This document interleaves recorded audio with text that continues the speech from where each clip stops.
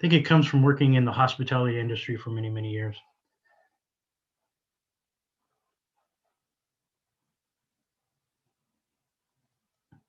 All right. So, any questions before we get started? Or am I going to delve right into it? All right.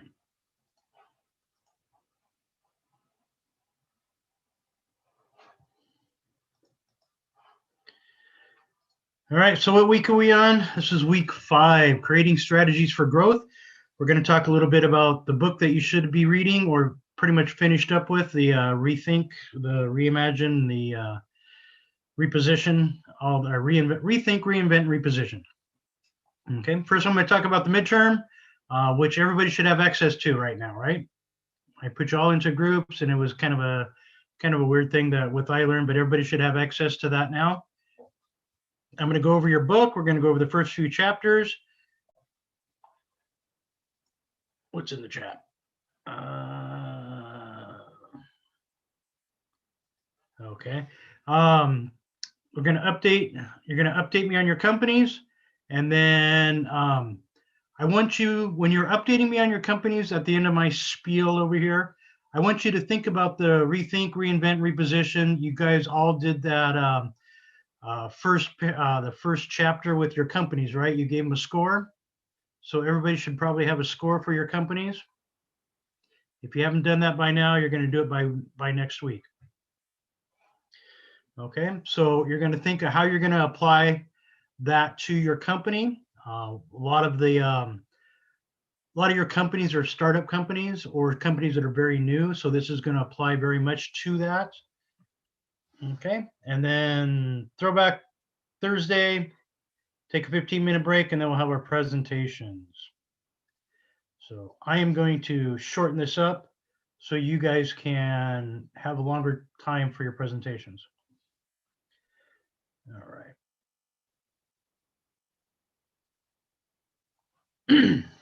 So the midterm is going to be between 5 and 10 pages, like we talked about last week. Again, this is not for your customer. This is for me. So pretend I know absolutely nothing. Pretend I haven't been reading your weekly reports, and pretend that I'm a new guy on the job and you have to explain everything to me. Don't dumb it down, but explain, make sure that you explain everything so I'm up to speed on what's going on, up to the point of where you come up with a solution and maybe you've even presented it, but you haven't enacted it yet. Okay, so all the things that we've done that you should have done, market analysis, all that good stuff, competitor analysis. Okay, so the weekly papers and slide deck, again, this is not for me, that is for your client. So make sure you address your client. And then on the first paragraph, always restate what your problem is that you're solving. Believe it or not, the people reading your reports, they're going to forget. You know, they got a million things going on in their head. They got a bunch of other stuff that they're dealing with. They're going to go look at this two-page piece of paper that's supposed to be a summary of what you're doing. They're going to go, oh yeah, that's right, I hired a consulting group. I almost forgot. So believe me, that happens. So make sure you remind them what your problem that you're solving for them, and then what you're doing this week to do it. Okay. So also in the first paragraph, and this week, does it help to, you know, the new thing that you're adding, what does it do to help solve the problem that you originally are setting out to solve? So those two things in your first paragraph, then obviously the main part of your paper is going to be what you're focusing on that week for your client, and then finally wrap it up and tell you what it's going to do next week. And everybody did a really good job at that. So thank you very much. All right.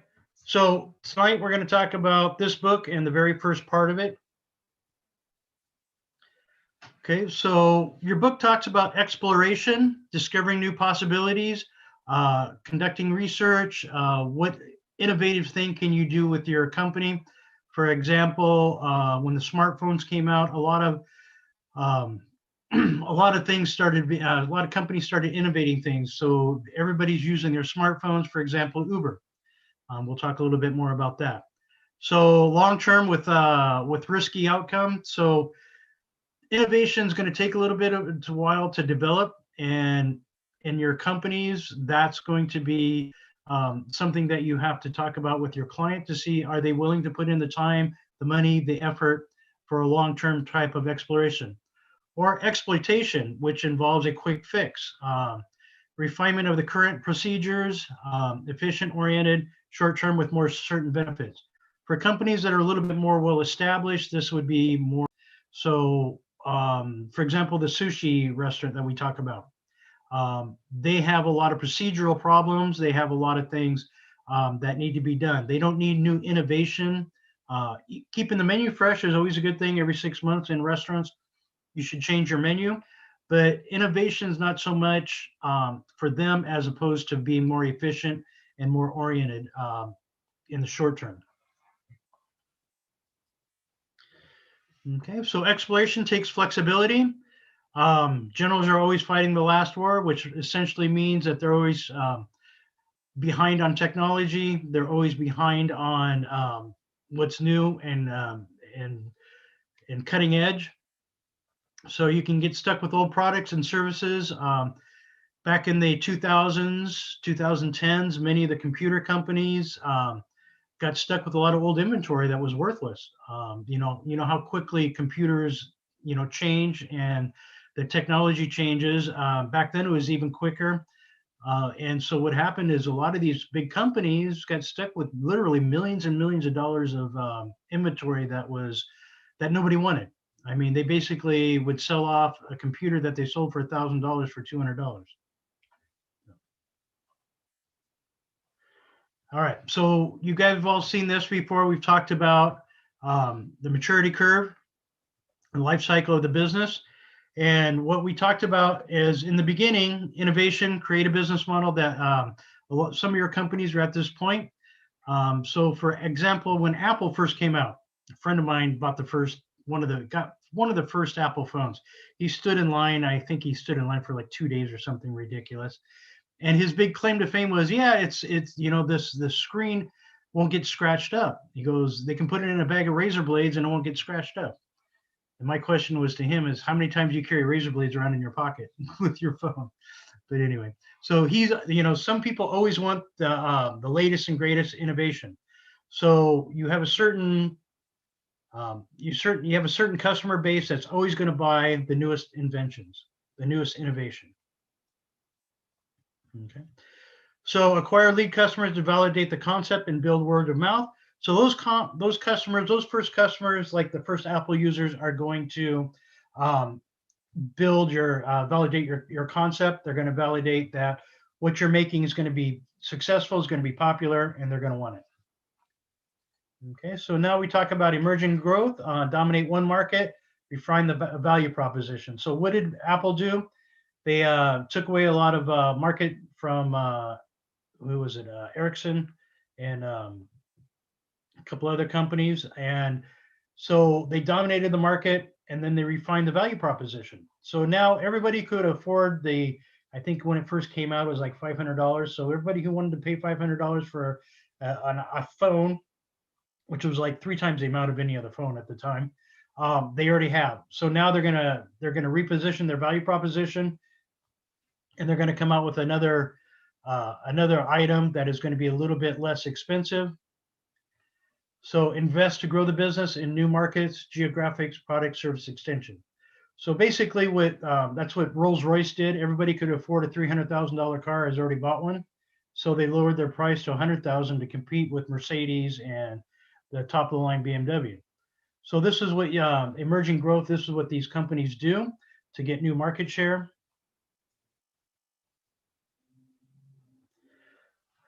Okay, and then they also protect their products through patents, copyrights, customer relationships and contracts, and through litigation. In my industry, it's very prevalent for HP, Canon, Samsung to sue all of the remanufacturers for remanufacturing their toner cartridges. They keep losing, but they keep suing them and making it very, very expensive if you want to remanufacture toner cartridge. Reduce investment and increase profit. So now they're not going to spend so much money on opening up the market, advertising, market share and whatnot, they're going to pull back, just like in the toner cartridges. They're selling copiers and printers for $200, and yet a toner cartridge, costs you, $75, and you have to use one every week if you're printing a lot. Okay, so at the very end of your life cycle, you're going to decide whether you're going to renew or milk the cow. So basically, Xerox, HP spun off their printing divisions into a new company, or into the old company, and they created new companies. So they wouldn't be a drag on what they're doing, all the innovations that they're doing with the technology and everything. So that's something you might have to think about with your companies. I know some of you are doing some high-tech stuff. Some of you are doing some companies that are larger and more mature. So this is going to apply to you. Okay, so this is the milestones, the metrics, milestones, growth, share, NPV, trends in revenue and margin. Okay.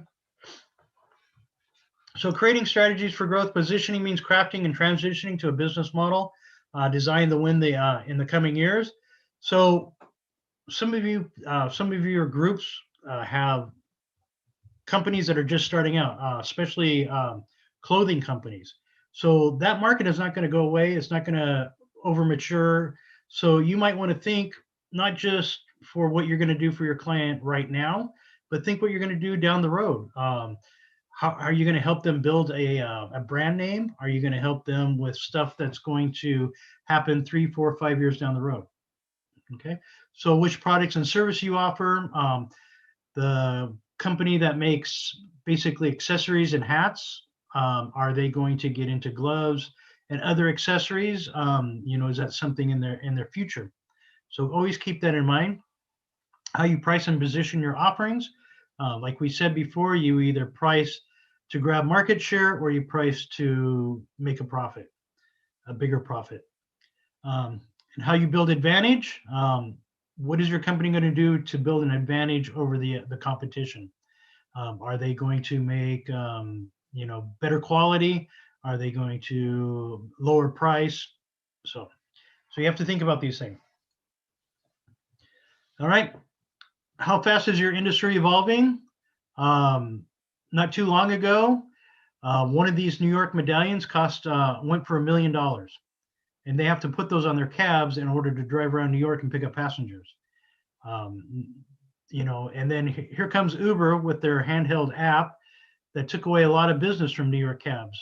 So the industry is evolving. Keep in mind your industry, how it's evolving. For example, with the industry in religion and nonprofits, and before they were televangelists on TV, they were on radio. Now they're on Facebook. So yes, the old media still is there, but the new media is coming up fast. So which is evolving faster? And you need to know, is your industry evolving faster than your company? And what are you going to do to keep up with it? Or is your company evolving faster than the industry? Xerox made the first personal computer 10 years before Apple did, before they sold it to Apple. So at $40,000 for the first PC, there was no customers, right? You had a very few, you had a really small customer base, so they couldn't really make a go of it. So they ended up selling it off to Apple. So know your industry, know your customers. So the customers, who's leaving, where are they going? Are they still buying new products? For example, McDonald's opened up breakfast for, lunch and dinner. So you have your people who want lunch going through want breakfast for lunch going through the drive-thru now at McDonald's.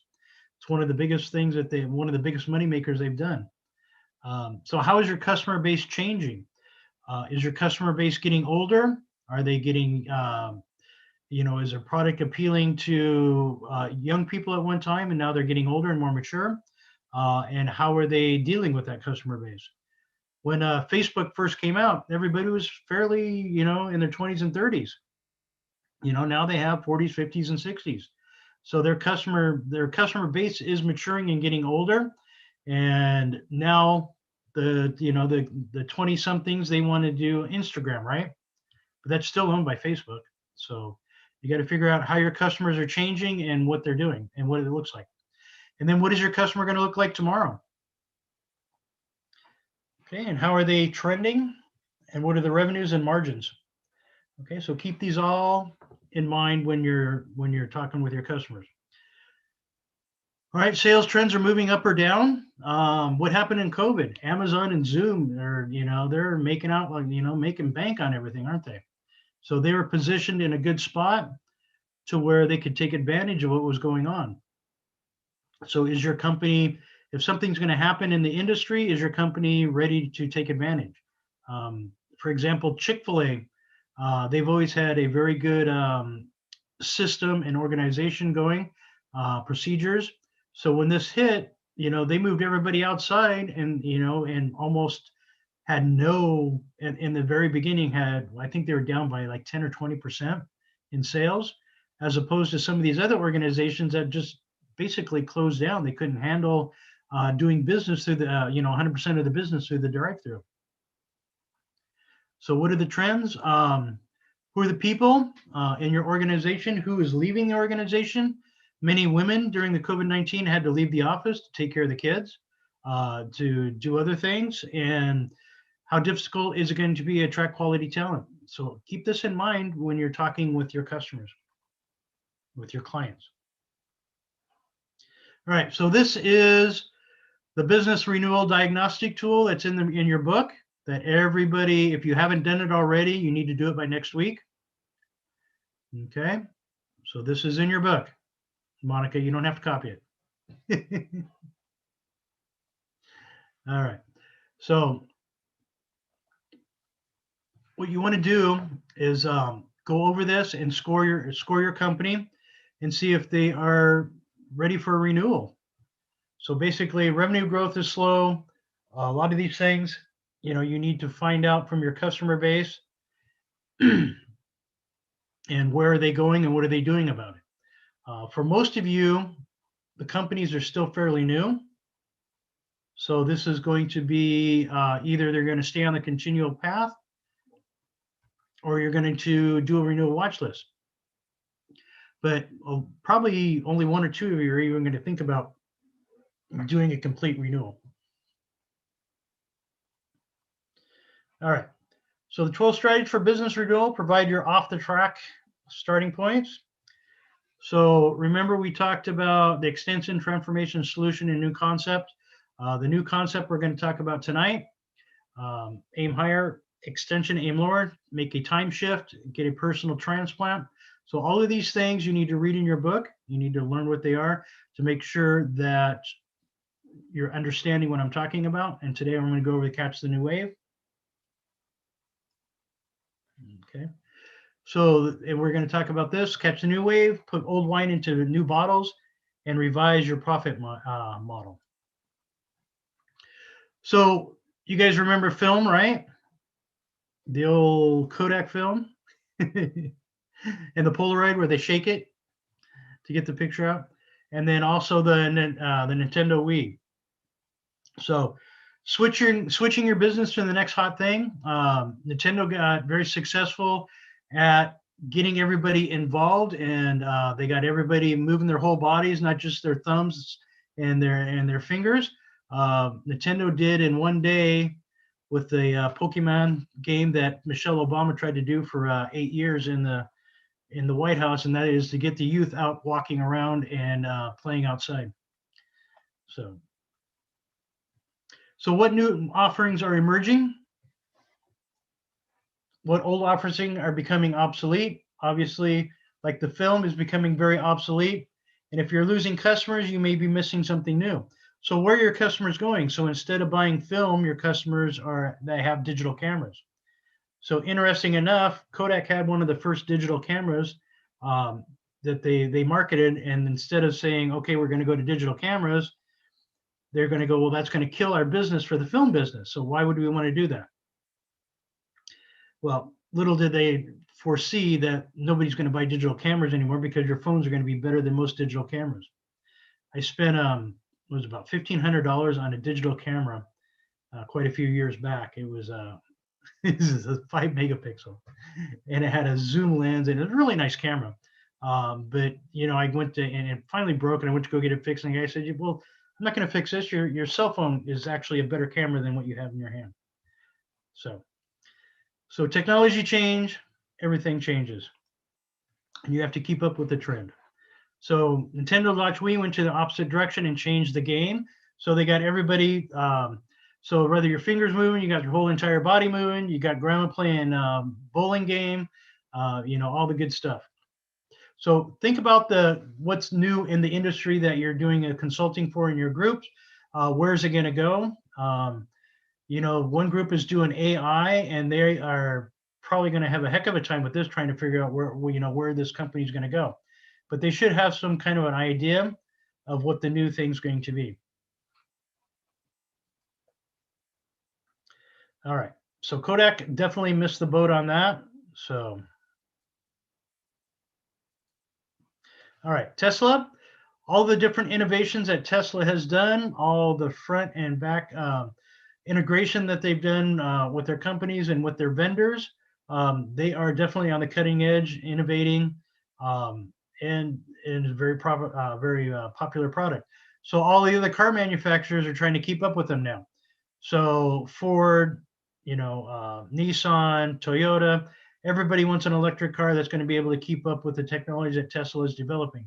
And Tesla is going into a lot of partnerships with some of these other companies and with battery companies, to do some innovative ideas and to do some the battery ideas. Okay. Top right is a friend of mine's company, Skycatch. They do mapping on construction sites all over the world. And then, as you can see, you got the Domino's pizza delivery and the autonomous Domino's car out there. So, what is innovative in your industry? Can you foresee maybe drones helping out or some other type of technology? Okay. So the second thing we're talking about is put old wine into new bottles. And the reason they label this is because of the blue ocean thing, where one of the biggest things that they did was the wine, how they rebranded and repackaged the wine companies. Okay, so repackaging, rebranding, Kentucky Fried Chicken changed their name to KFC, and then you can't see this, so I will move this over here. So, and then even in the 2000s, they had a rapping KFC guy. So they tried to do the brand image. They tried to change their image. He wasn't as successful, but they did a good job rebranding themselves and becoming a little bit more popular. So are your products old and stodgy, and are they going to appeal to the older crowd, or can you get them to appeal to the younger crowd? Well, KFC did, and McDonald's still having a difficult time appealing to the younger crowd. So a lot of things too is as our changes, or as technology changes, as we change, our tastes change also. So now it's the more healthy foods are the big thing, the grilled, the Lunchables, high in sodium. But they repackaged it. Basically, they took crackers, cheese, and a snack, and they repackaged it, and it became like one of the most popular things ever. So instead of mom making you a bologna sandwich and packing it in an old baggie, now you have a Lunchable. Okay, McDonald's, I'm loving it. It became very, very successful campaign for them. They're also doing a lot healthier meals. So, all right, Crocs is very, very successful at rebranding. Look what they did to their stock prices just recently. So they went up about 25 points. And then I think this guy has his Crocs in attack mode there in the white. So they're trying to rebrand the company and trying to redoing. And Crocs was very, very successful. Who wasn't successful was Las Vegas, who tried to rebrand a family destination to bring in more people, because they figured, well, if they bring the kids, then they can, we can get them, because it's not a kids kind of place. So we fell into that one time. We brought the kids there. We took them to the Coca-Cola Museum. and we didn't end up gambling at all. So that kind of backfired on Vegas. So they went back to what happens in Vegas stays in Vegas, the Sin City. And then eggs, repackaging. Everybody wants to see what their eggs look like, and became very, very successful. All right, here's some more examples. Doritos, the Cool Ranch flavor, Rainbow Oreos, and some red 7-Up thing. It was horrible. So what happens in revising your profit model? So think of new ways what your company can do to create more profit. For example, U.S. Postal Service, they've only been around for several hundred years, right? So what they did is they decided to do flat rate boxes. So instead of competing with UPS and FedEx, they say, whatever you can fit in this box will ship for $5. Whatever you can fit in this box will ship for $7, or whatever size box it is, and they can do that. So they revise their profit model, and they're able to make it very, very successful. So that's something you might think about. Oh, I was going to do a trivia question. I forgot. So the first postal service was established in 1639 to send a letter back to England. So that's how long the post office has been around. Only a few hundred years, right?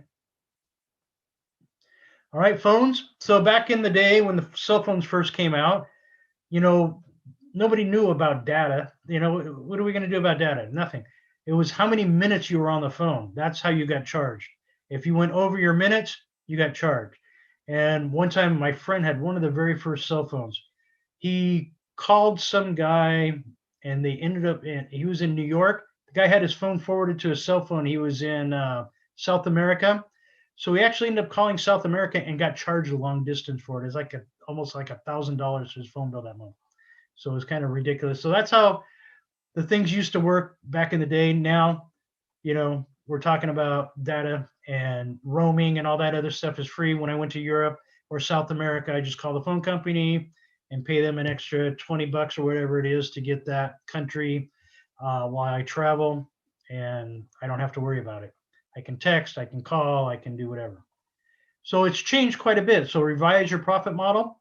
So, instead of gouging somebody for $1,000 for one phone call, you can, your profit model is, well, if we have travelers going to a certain country, we're going to charge them an extra 20 and give them, the same plan that they have now, all the free minutes and everything. All right. So Amazon, the subscription, pay, what is it, $100 and something now every year for the free, Amazon Prime shipping and all that other good stuff. And then also on the grocery thing now, you can use your subscription, and you can save money doing that way. So this is how they revise their profit model. All right. So what questions do you have for me? Anything? Anything?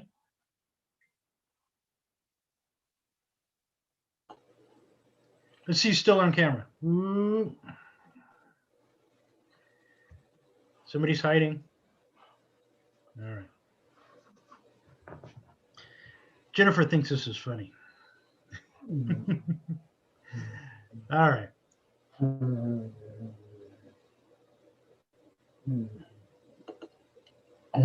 Hi, Professor. Yes. Yeah,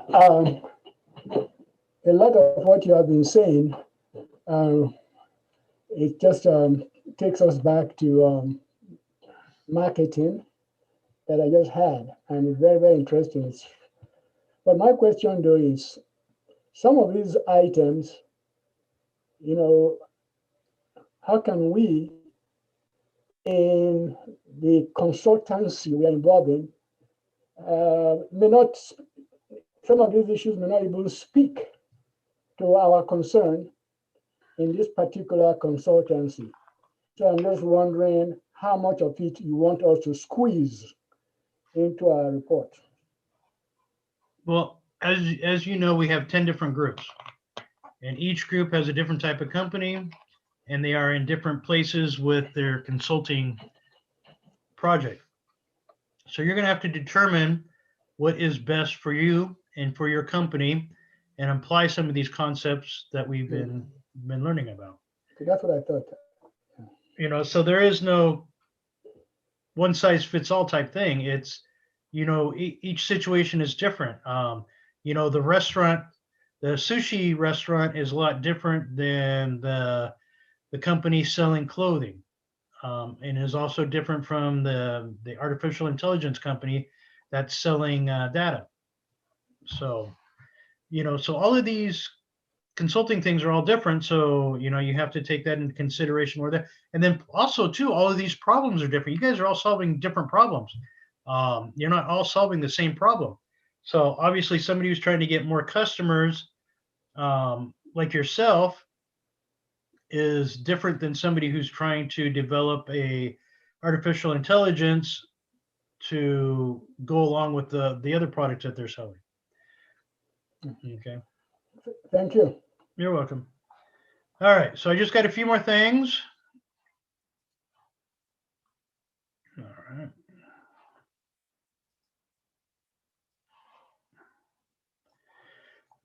All right, so rethink, reinvent, and reposition. Get through that book as fast as you can.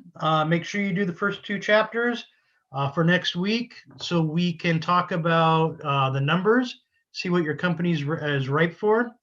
So a lot of your companies, the number one problem, remember at the very beginning of this class, I said the number one problem you're going to find with small companies and medium-sized companies is cash flow.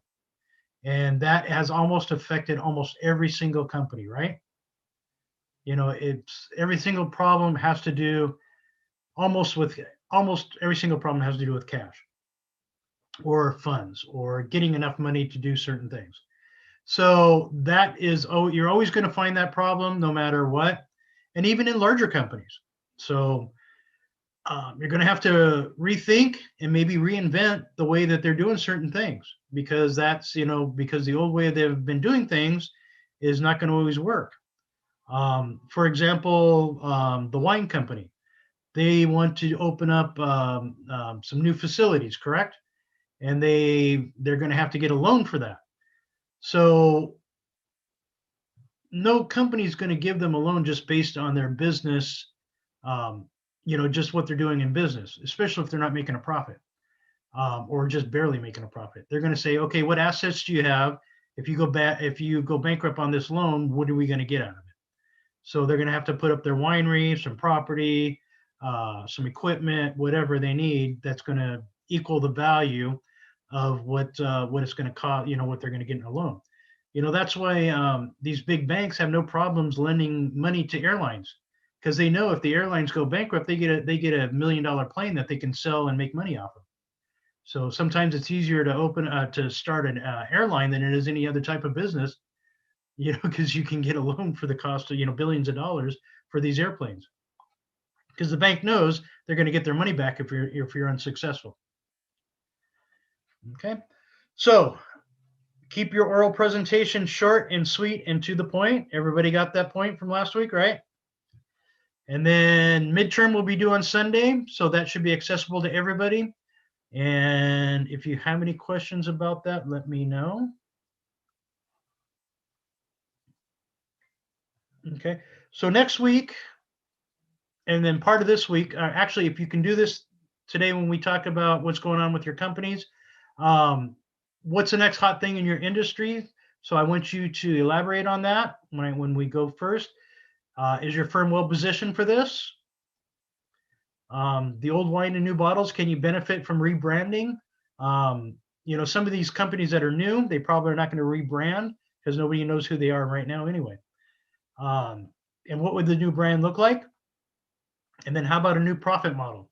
Is there something that you can do to make more money? Like for the winery, are they going to sell wine slushies like some of the other wineries? Or are they going to sell, you know, other products? Are they going to make maybe a cheaper bottle of wine and a good quality, cheaper bottle of wine and be able to sell it through distribution channels? You know, so is that something that they can rebrand and do a new profit model? Okay, and then can it benefit? So I want you guys to think about that when I ask you right now. to tell me just shortly, briefly about what's going on with your company, update me, and then everybody else can also put some input if they have anything to say. And we'll start with group 10 and go backwards. Bryce, you're on the spot.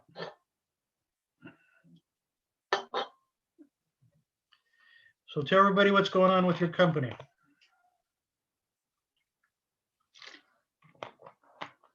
You're gonna have to unmute yourself first. Yeah, what's currently going on is we are discussing the modalities we need to observe in order to return to brick and mortar church, and that's very important now. Last week when we met, some said it was about time we went and cleaned up the church and got things going. But there are others who believe that we should wait a little bit in order not to expose other people to the virus. But so that's a big issue going on. And with respect to the industry itself, you mentioned a while ago in the 1970s, we had a television evangelist, and you all know what happened to some of these men and women, and some of us just feel like that's not a place to go to, no matter how popular it is. And first of all, it's not cheap to begin with. Yeah. And but the new wave, it's people getting into the social media, and it has potential to reach a whole lot of people. A drawback, though, is that unlike the old media, radio and television, there aren't, we still have people, at least that's my sense, who are not very comfortable with the new media, who would rather just sit in front of television and, watch a preacher, preach, or we listen through radio than to fool around, quote unquote, fool around with all this new media outlets, Facebook and the rest of them. So that's a challenge. And also it's, the struggle between, state and religion. And I think that's kind of settled now. There were some church organizations that felt that, they should open up and that the state should not interfere with their right, with their First Amendment right, to worship. And I think the Supreme Court came down about 3 weeks ago on the side of the churches that they can open up.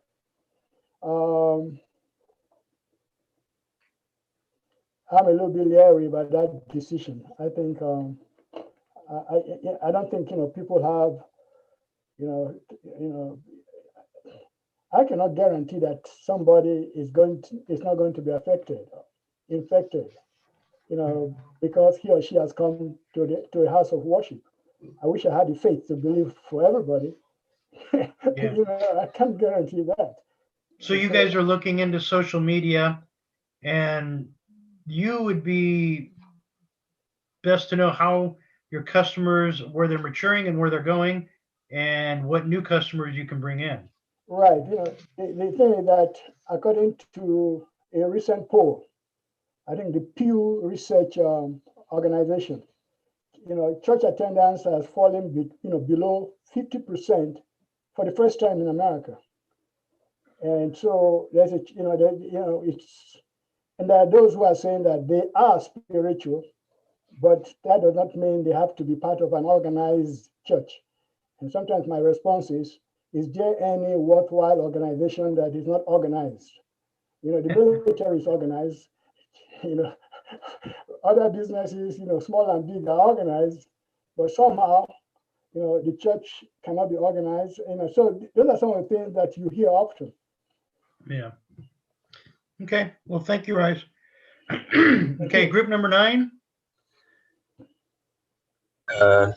For this week, we analyzed the customer analyze and the comparison between the link in China and its competitors, which can help our clients know more about their position in the Chinese market.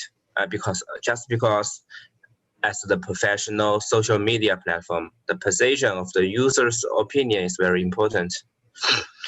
We just have a very short meeting with the sales operation manager, just because she's very busy recently.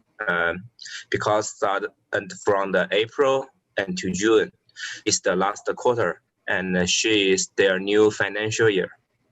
July is the new financial year. She's trying to review the sales team to setting the goals and creating the revenue forecast due to the economic impact.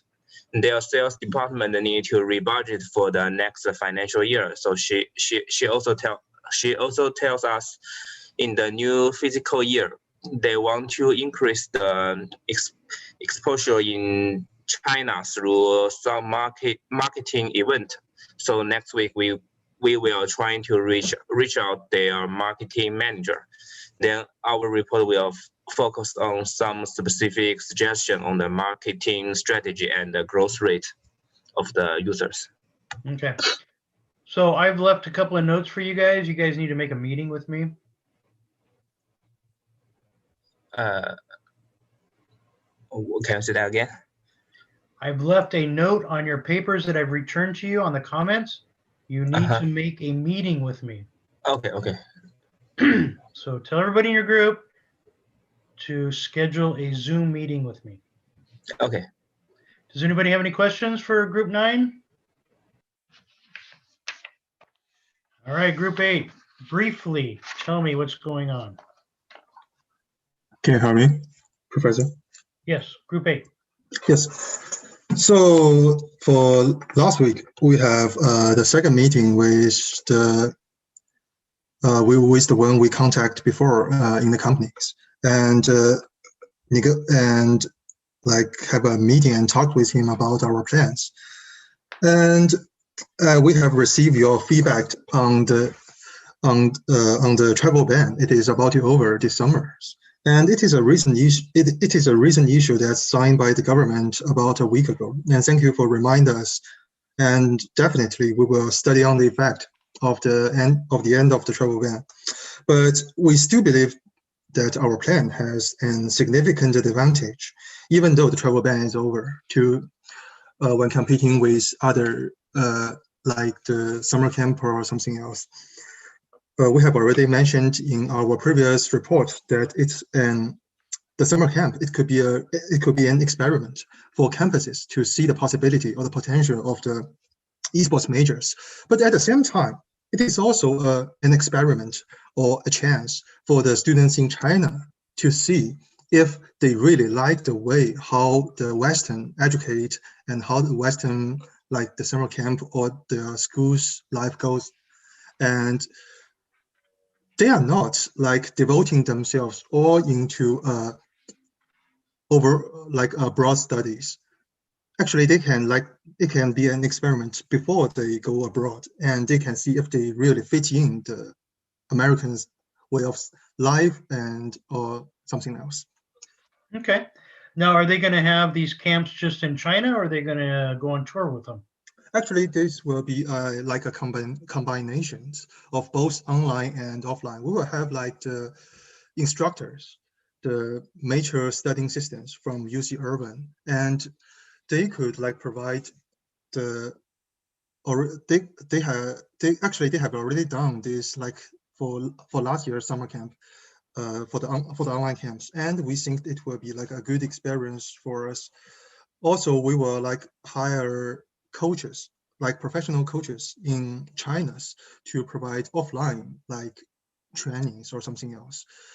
Oh, and of course, as you have mentioned about the health problems for the esports players, there will also be like fit times or something else like scheduled in the timetables for the students in the summer camp. Okay. Mm-hmm. Does anybody have any questions for them? They do the esports companies. So UC Irvine, they do a camp, right? Yes, actually they have done camp like for more than 5 years.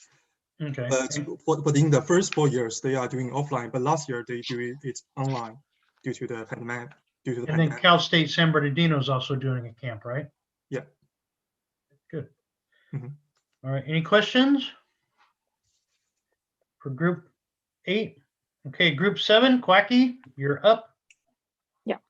So based on the conclusion that we drew from the last meeting with Kate, in our group, we both agreed that many difficulties like Quickie faced are mainly due to the lack of capital. So therefore, we decided to focus on fundraising. And starting from this week, we did some researches and provide several plans for Quickie, such as like the grant from the government and the short-term finance program. And we also analyze like the disadvantage or advantage for those plans, and we will recommend the best one to Kate in the next meeting. And so we will have another meeting with Kate this weekend, and Kate will decide like which plan she prefer to go on. And no matter like which plan she choose, like there must be some requirements and thresholds to reach. So helping Quickie to become a qualified, to apply for those programs should be our mission in the next few weeks. So we will move forward together on the selected plan, and we should have a detailed timeline by next week after the meeting with Kate. Good. Now, I know you guys looked into some grants with the government. Yeah. For her. Mhm. You know, the best way to get money is through grants. If you're going to start any type of business, as opposed to giving away equity or anything like that to an investor, always try and get the grants first. So, so if you guys can get grants, that would help her tremendously. But remember, if you're getting a loan or a grant, you have to do something with the money to make money. You can't just grab the money and, not do anything. So, it's like I get probably a dozen offers every day by email or people calling me saying, hey, we can give you a loan. I go, great. What am I going to do with the loan? I'm going to get a loan. I'm going to get a bunch of money.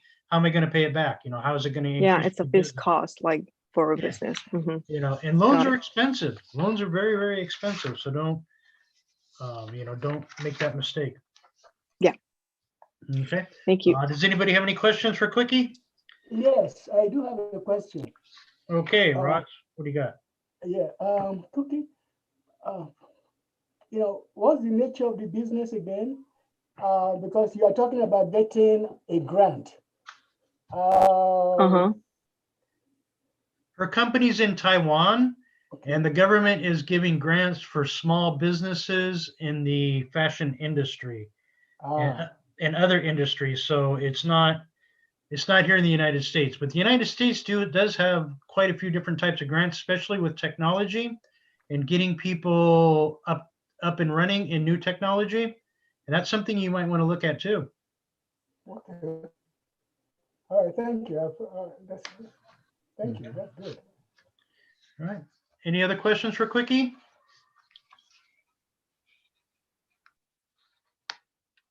And also you might want to say where your company is, because a lot of times people think that everything's here in the United States. And I think most all the companies are out. I think everybody's almost out of the country. All right. We have no small local businesses. Everything's all, we do have I think one of the clothing stores is a local one here in Riverside. All right, group number 6. Hi. Hello. Yeah, this week we did have a meeting with the CEO, and we figured out some remaining questions from last week. Like Weigel is a company in China, and it's helping the university to build the customized, knowledgeable graph applications. It's kind of a technology in the machine learning. And basically, they cooperate with the Career Development Center, Academic Fair Office, and Entrepreneurship Department in the universities. And the main reason they did not choose to having a general product in the education, it's right now in this industry, there is not enough data, and so they can't make it. And this week we analyzed the market size and the general environment. in this industry. And we believe it is a proper time to expand the market to the other cities. And we do have in some backup plan for the city we will choose for next week. Okay, so if I recall from reading your little thing that you've pretty much saturated the city that you're in. You've gotten all the customers from them that you can, right? We right now they are only focused on the Wuhan, and they want to expand to the other city. Okay, so that would be a yes. Yeah. Okay, so what? Okay, and then also, you guys put a lot of numbers, and they did a good job. They went over the TAM, the SAM, and the SOM that I talked about last week. They did a good job. Just tell me where you get these numbers from, and then you need to rework them a little bit. But otherwise, you guys did a good job on that. But yeah, so their company basically captured the customers in their city. So they basically have no more customers in their city unless they decide to go out to a different type of industry. So right now they're concentrating on education. So that would be a perfect way for you guys to figure out new markets, new customer base, as opposed to moving to a different city, which is also a good idea. Don't get me wrong, but you have to think outside of the box when it comes to your customers and who the customers are. Many of you still have the problem is you don't know who your customers are.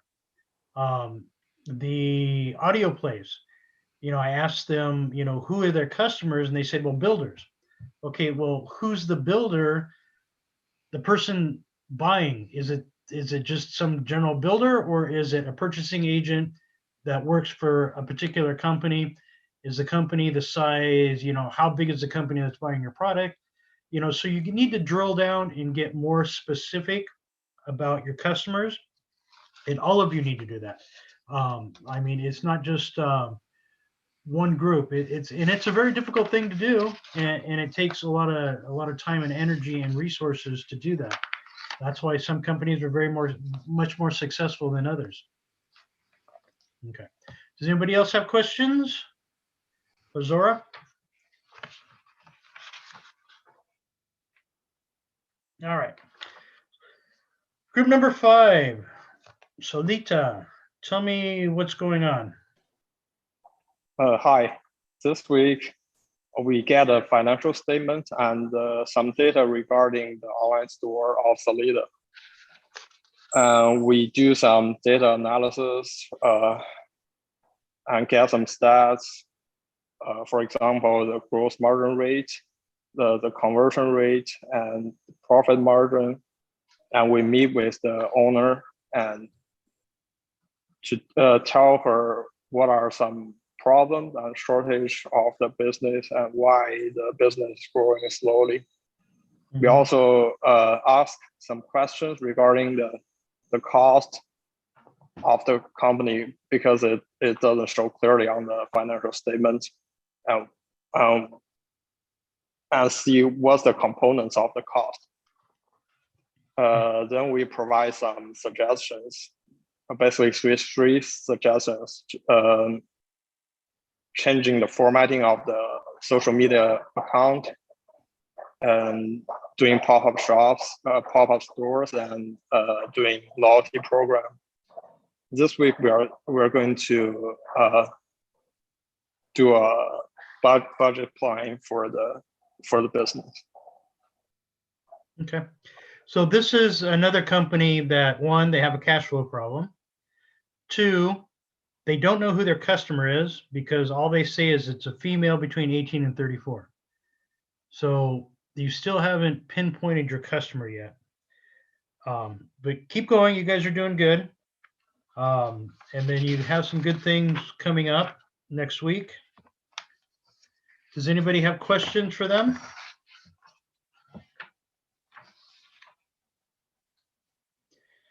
No questions.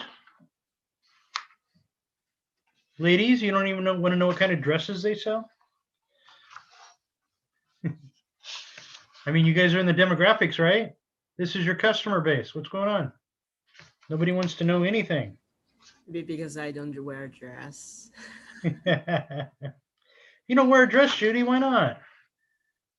I like pants more No, because okay. it's more convenient. I only wear dresses when I wear heels. All right. So nobody's even going to even comment on that. All right. So group number 4, Vanguard Dynamics. Tell me what's going on. Yes, so we met with Alex this week. We actually just got his 3-year financials from this past 3 years, and we're going to be incorporating that into our plan for next week. And the main thing that we focused on was talking about his launch of his new product, which should be coming at the end of May. And we told him that, we agreed that the main focus should be like the B2B market, in which, to answer the question from earlier, the main customer base should be the ones who own these high rises and other residential areas that are actually in charge of the planning for like installing and building the residential homes themselves, because we think that that's the market that's going to have like the biggest potential for more sales. So we're going to kind of generate our plan based around that, and as well as the projections that we'll do for like the market potential and capturing as much of a percentage of like the housing market as possible, those who want to install the product within their own residential homes. Okay, so your customer is going to be the architect, the planner, Yes. the planner. So essentially, yeah, the people who are like making the decision to install like, smart home audio speakers into the homes. That's Okay. standard. So most likely it's going to be the planner who's designing these units. Yes, correct.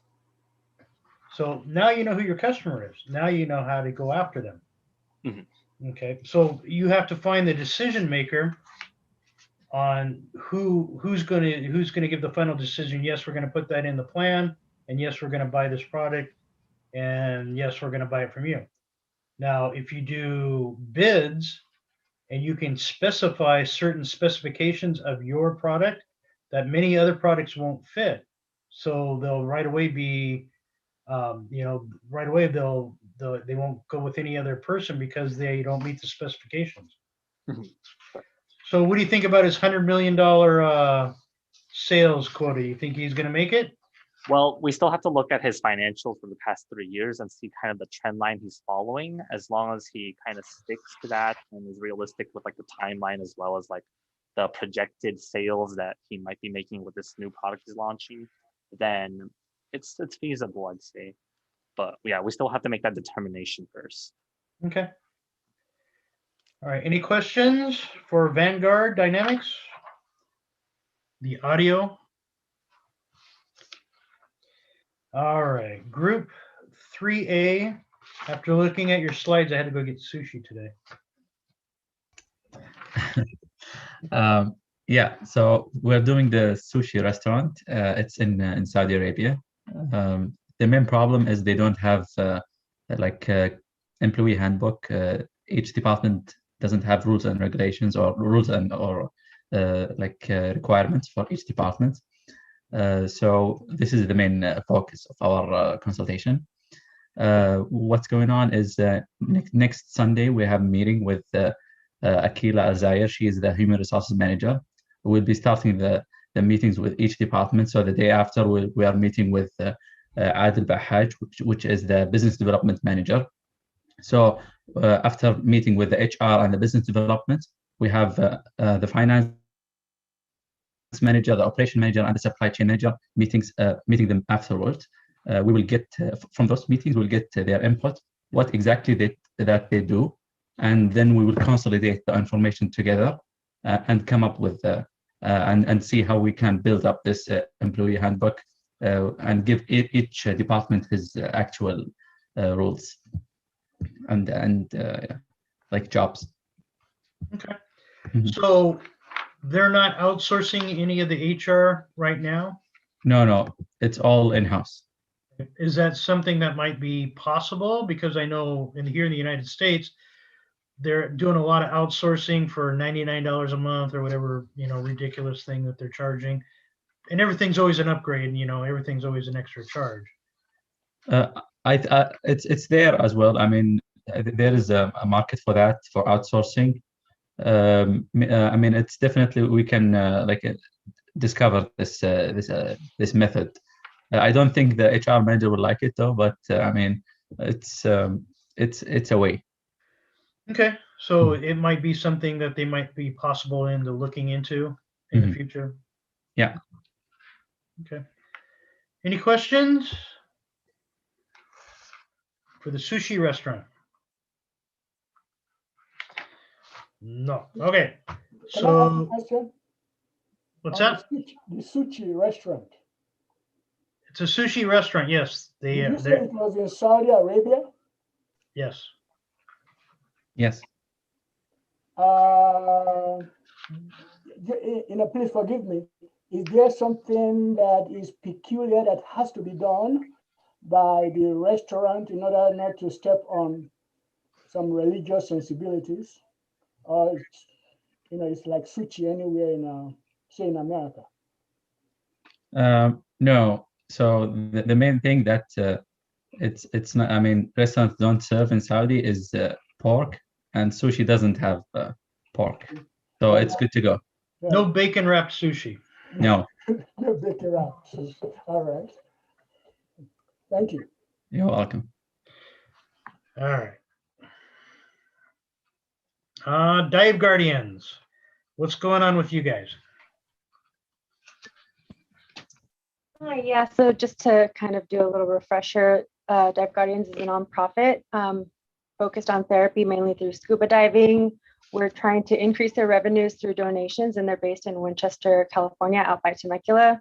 We just finished doing a market analysis to determine the serviceable, obtainable market in the local Southern California region, which is where the founder said he primarily wanted to focus. From here, we're going to see if we can meet with the founder again next week so we can ask him additional questions, get some feedback from him, and address some questions that we have, as well as maybe any concerns that he might have. We're also planning on sending out a survey to previous clients who donated to the organization to see what prompted or motivated them to donate, and see if we can't use that feedback to prompt others in the future to donate. So that's where we are at so far. But there's a little bit of, I would say kind of, I don't know if it would be confusion, or maybe there's not that definitive line between who could be and who might not be necessarily a customer for us. Because although we do want to reach anybody who could use the services, our focus is primarily on generating the revenues. Now, technically, clients do pay for services after a certain number of therapy sessions, so they do end up becoming customers, but just because they're not like program clients doesn't mean they can't be donors as well. So it's a little bit hard to kind of pinpoint that. I don't know if anybody has any suggestions for us there. Yeah, yours is very, very difficult.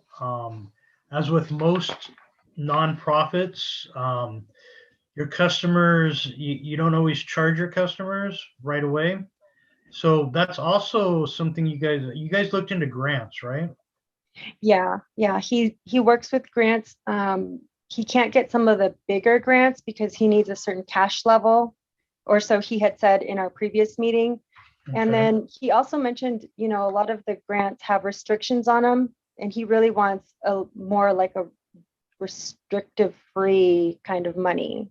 Yeah. Which is why the donations are where he's primarily focused, I guess, right now.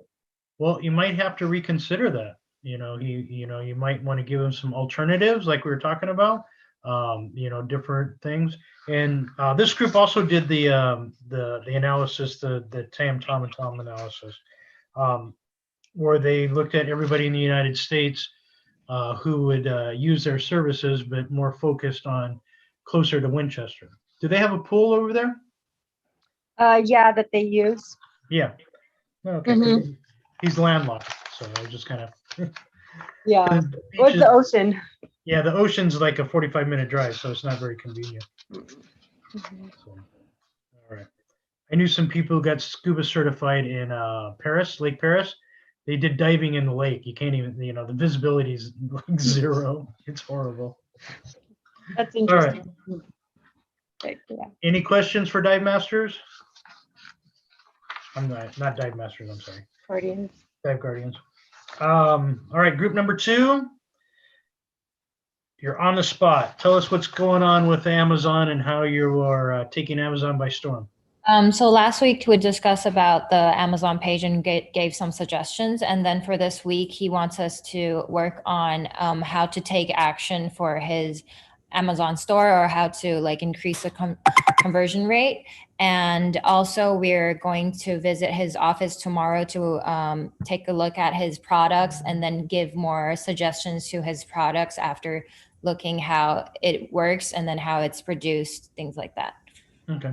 So in your paper, you actually mentioned about branding and building brand recognition. Yeah. How are you guys going to do that?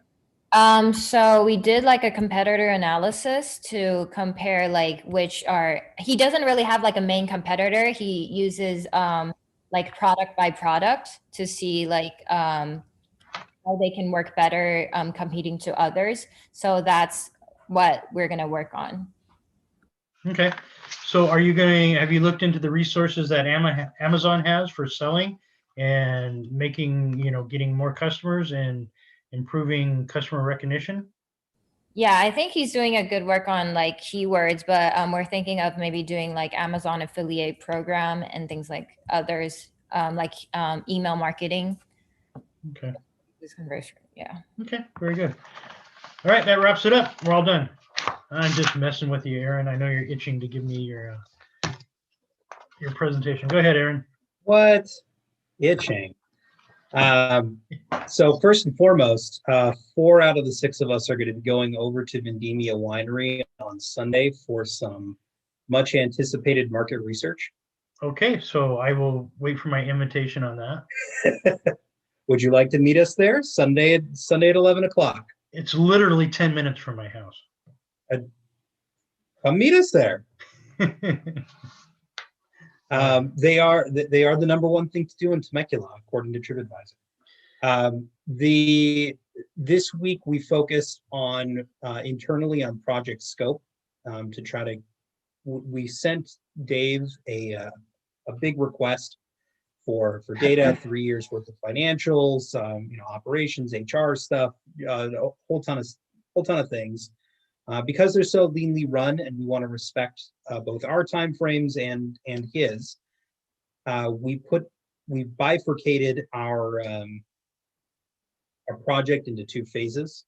One of which is something that we can solve through our own research with minimal data on his side, and a second phase that we could do with the data that he provides, and that we describe in our presentation.